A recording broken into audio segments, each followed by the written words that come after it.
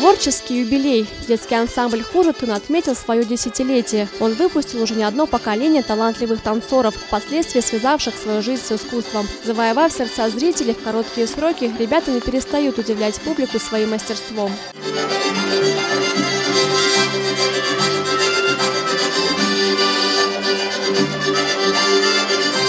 За 10 лет детский коллектив достиг немалых успехов. Хурутун стал обладателем гран-при на первом межрегиональном северокавказском фестивале «Танец дружбы». Также ансамбль – лауреат международных фестивалей, прошедших в Италии, Швейцарии, Франции и Турции. Я думаю, что дети, которые занимаются у меня в ансамбле, они полюбили танец, они с удовольствием ходят на репетиции. Вот. Многие мои ребята, они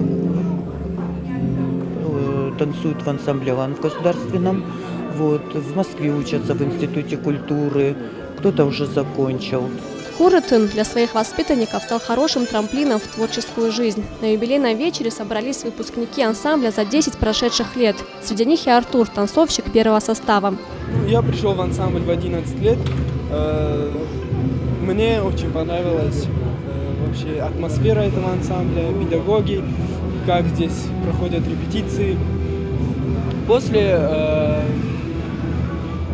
посоветовавшись с художественным руководителем, я решил поступить в колледж искусств имени Гергиева.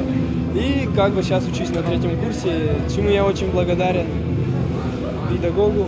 Танец для ребят уже давно стал образом жизни, где открывается новый мир, возможность прикоснуться к истории и пропустить через себя культуру разных народов.